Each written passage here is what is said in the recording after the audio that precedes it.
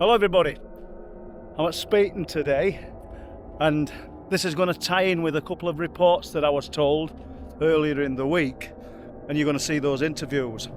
And I thought I'd come here because the second interview ties in with what this man saw.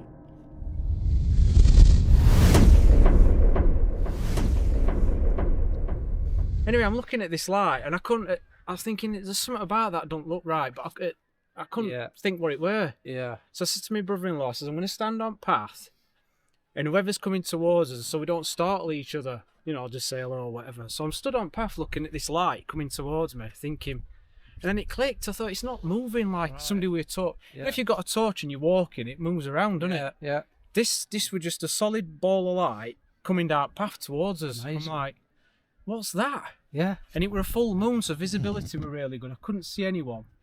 So I started walking towards it. And as I'm walking towards it, I put my torch on. Bang, it went out. Just So flipped out. Yeah, literally. just gone. So I carried on walking a bit. And there were nobody there. And if anyone would have been there and they'd have ran off, I'd have seen them or heard them. How big was it, do you think? I want to say like a cricket ball, tennis ball size. Yeah. Something like that. Just a small orb, basically. Yeah. moving. But like a bright white Yeah. light, because I thought it was a torch, somebody with a torch, but Incredible. obviously it wasn't. So that was that. So it goes back and tells my brother-in-law, he weren't that impressed with it. He went, all right, whatever. Sat back down. A short time later, he receives a phone call from two friends, husband and wife, who are calling to see how they're doing, see what their night's like up on the cliff tops at Bempton. And it gets even freakier. Listen to what happened. Half an hour later, my phone rings, Yeah. and it's one of my workmates. And he knew we were coming up here, and he's like, has anything happened? So I'm telling him about this white light. Yeah. I starts walking on the path towards the old RAF bit. And as I got sort of level with that, he got me on loudspeaker with his wife. Mm. And they both went, whoa, what was that? What was that? What? I couldn't hear anything other than them two. Because there's like a metallic robotic voice talking of it, and I'm like, what? Incredible. I couldn't hear a thing, me. I could only hear them. I'm remembering this from Paul's Honestly. podcast, so actually. I remember you couldn't hear explaining it. So I can't stand here and say I heard it, because I didn't. Yeah. But them two were going nuts. They're like, what is it? Somebody with you? I says, no, I'm on my own. My brother-in-law's back down So here. they could hear it. They you could hear it, I couldn't. And I says, what is it? Is it the wind? Sometimes wind down a mobile is going, no, that's a voice, but I can't tell what it's saying.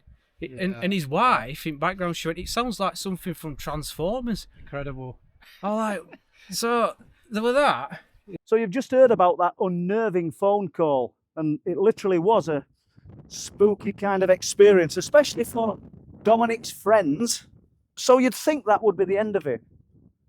Well, it wasn't. Yeah. So then it goes back, then nothing happened for a couple of hours. And then we sat there quiet.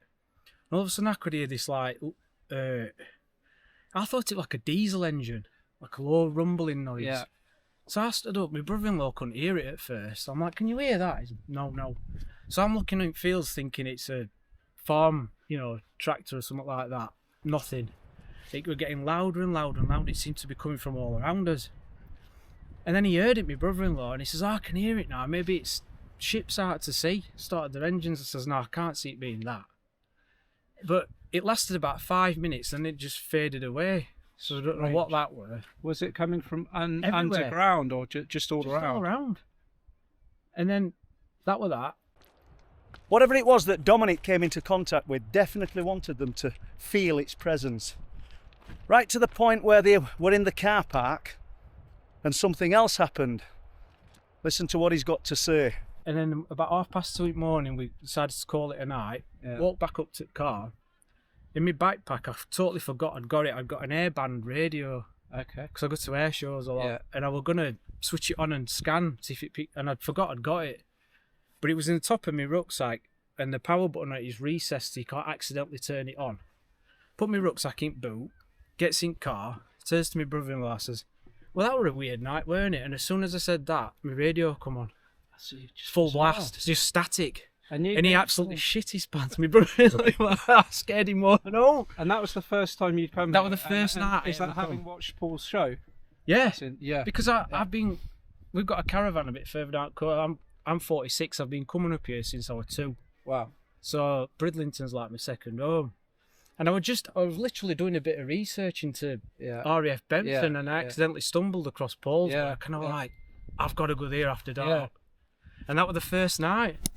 Oh, But It's odd how it's first time, isn't it? that was the first night. The only other thing that's ever happened, I didn't see anything, but I come down on my own. It were about this time of night, and I had the really uneasy feeling of being watched, but there was nobody about, nobody.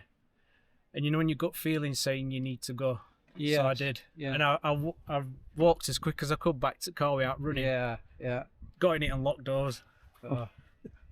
But that's it. No, it's fascinating. I've been up here with Paul before. We saw a weird light, didn't we, once in Yeah. clouds? Yeah, we saw weird lighting clouds, Do you me and remember Pete, last Saturday. But I remember that, yeah. Yeah. I had forgot till you said that. Dripping light, that real Yeah. big one. Yeah, it was massive. Yeah.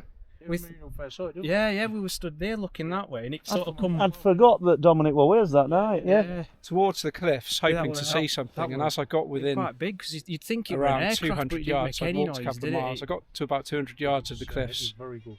sat down and said So, in yeah, my head, that's come my- on, show me the yeah, lights that then. was- Your story, I'll tell you mine. It was, I came across Truth Proof during COVID. I'd watched the Bempton Phenomena Yeah. short film with Chris Turner and Paul, and was quite taken aback by the whole podcast and the way that they presented the information. And then just got hooked and took my family to stay at the Filey Bay Resort, where we're now staying 2 years on exactly. And I walked on my own just at dusk about this time from Filey Bay, which is 2.5 miles across the 5 Mile Bay in the middle, towards the cliffs, hoping to see something. And as I got within around 200 yards, so I'd walked a couple of miles, I got to about 200 yards of the cliffs, sat down and said in my head, come on, show me the lights then. So picture walking along this beach. It's almost dark. And you're walking towards these cliffs, which are an incredible sight. And a red sphere of light leaves the side of the cliff. I think we've been here before. People have told me similar things. The young guy who was camping claims that he saw the huge sphere of white light on the side of the cliff that filled him with fear. Well, this was different. For this man, he was absolutely intrigued. Having watched so much of Truth Proof, I was like, I'm here for the show, guys. We'd kind of brainwashed you, had we? And nothing happened. So about 10-15 minutes, I turned round, started walking slowly back because it was dark by then, almost dark anyway. Every so often, just looking back. And suddenly I saw a red orb that was pulsating between orange and red, solid light, 3/4 of the way up the cliffs, as if it come from around here, out there, into the sea. And it came down about 45 degrees, just slowly floating, and my brain was saying, that's a helicopter, right? That's what I could equate it. Yeah, I was trying to label it. My left brain was like, right, that's an object that I understand. And it quickly became evident that it wasn't. So it was hovering over the sea. And I was a little bit, I wasn't scared, but I was a little bit apprehensive. I reckon we were about there, midpoint on those cliffs, when the red light floated out and hovered over the sea. How incredible is that? And it was at such a distance that I couldn't quite make it out. I could take pictures. I was sending some film to Paul as it was happening. It was silent, and then I thought in my mind, it's putting out a spotlight, because it looked like there was something else projecting, but it split in two very slowly, like morphed into two, and then they split apart at the same width as the cliff was high in my view. So I thought about 400 feet, completely silently. The one that had come out of it was smaller than the large one, and then it disappeared. And then as I'm still walking back down the beach, and the whole thing went on for 90 minutes. I'm looking at it the whole time, taking 90 pictures. minutes? 90 in total, from the first time I saw it to where I'd walked back 2 miles to the Filey Bay Resort. And it just continued silently to hover around all that time. And I kept thinking, it's silent. It can't be a conventional piece of technology that we know about, because they don't, drones, even military grade, and we researched them after, they hover maybe 45 minutes, half an hour, I think, if you're hovering and not moving. I think it drains more battery. So we were looking at I can't remember, is it Northrop Grumman and other systems, 25 grand, the highest end you can find if you research. And then you think, why would they be round here though? That's it, exactly. It was only when I spoke to Paul the next day that he said to me, yeah, but it's a no-fly zone, you know, you're not allowed to fly drones around here. So I can't explain it. And it was silent, was it? Yes, yeah, completely silent. Yeah. It's interesting, isn't it? And is it like 2 years to the day? Yes, yeah, it popped up on my Facebook. That you're here tonight? Some pictures from the holiday, yeah. So it was a couple of days, maybe it was on the same Saturday as a couple of days ago. So 2 years, yeah. And it really, it got me you get excited. Buzz, I got the buzz because I was like, I've seen Yeah. something, I've never seen anything before. And then I had some hitchhiker stuff that had followed me home in the months following. Yeah, that I was telling the guys about. Just odd things. First was a floating voice that said hello. I've never had anything like that in my life, but it wasn't unpleasant. It just happened, and I sort of, instead of jumping out of my skin, I was just like, all right, yeah. Weird, isn't it? Yeah. Weird. And then it gets a bit more bizarre. So we're leaving Speeton Beach now, and we're not going up the steps. We've come up that way. Believe it or not, it's easier to go this way than go up all them muddy steps.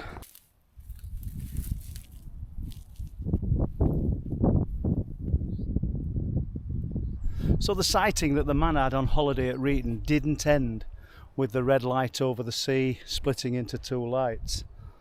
It tells me that when he got home, things started to happen. So if we're talking about the hitchhiker effect and the strange things that happen after an event of high strangeness, then this man definitely took something home with him. And let's hear what he's got to say. I think Paul had explained it on his podcast, but I was lying in the bath, and the window was closed. It's a small bathroom, 3 towels on the door. I just noticed at the edge of my vision, one of the towels was doing that, just swaying. And as I clocked it, just looked at it, it just slowly went back down and stopped. And again, if you'd asked me what my reaction to something paranormal, something of a poltergeist-ish nature would have been, because I'd never experienced anything, I would have said I'd be absolutely scared out of my skin, like jumping out of the bath, running out of the house. But I didn't. I just lay there and thought, it was just my own reaction to it was just really. You're surprised by your own reaction? I was absolutely. It's not how I would have predicted myself to react to something like that, and it happened a second time. A few months after, it was like it was on a puppet string. Again, a towel, but it was on the radiator, so about 1 metre from the door to the left. Windows closed, no breeze, and it was just like someone had pulled it on a puppet string. God, I just can't explain it. But again, it didn't feel ominous. It didn't feel. Do you think it were connected to something that happened up here then, or up at? Yeah, I mean.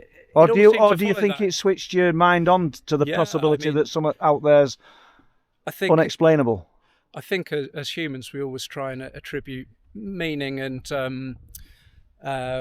could possibly confuse events being linked when they maybe aren't. But yeah, it seemed to follow from my visits to my first visit to the region. Well, so I don't know. Brilliant. Yeah. Dominic, didn't expect to get that bit of information from you, so thank you. No problem at all. Come on. So for truth proof, I hope you've enjoyed what we've just spoken about. From the ship's boiler to UFOs and strange lights that could be ghost lights. We'll see you next time. Take care, guys. Bye-bye. Come on.